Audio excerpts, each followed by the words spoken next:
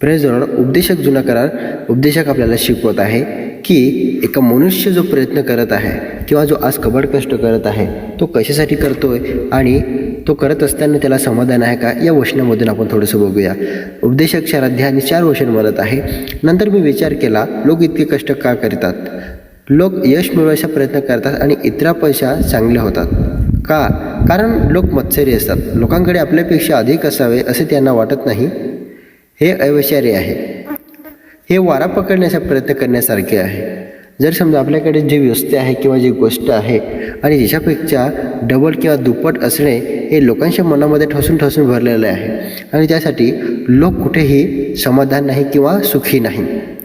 कारण देवाचं वचन म्हणतं की तुम्हाला 2 वेळेचे जेवण भेटलं त्याच्यामध्ये तुम्ही सुखी राहा आणि आपण दुसऱ्या लोकांपेक्षा स्वतःला उच्च पदावर ठेवण्याचा किंवा उच्च समजण्याचा प्रयत्न करू नका.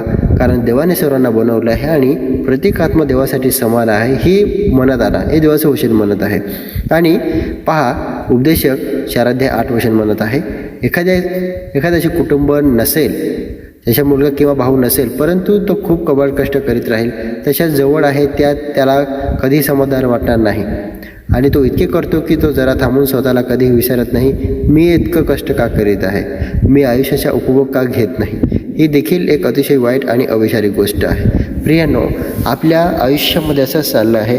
आपल्या परिवारासाठी कोणीही वारस असेल किंवा नसेल, परंतु आपल्याकडे अफाट संपत्ती असावी आणि त्यासाठी आपण कोणत्याही परंपरा किंवा कोणत्याही गोष्टीला तोडून वाव देतो किंवा कोणतीही गोष्ट असेल आपल्याकडे तिला त्या नियम किंवा ते नियम तोडून आपण पुढे जाण्याचा प्रयत्न करतो किंवा ते काम करण्याचा प्रयत्न करतो.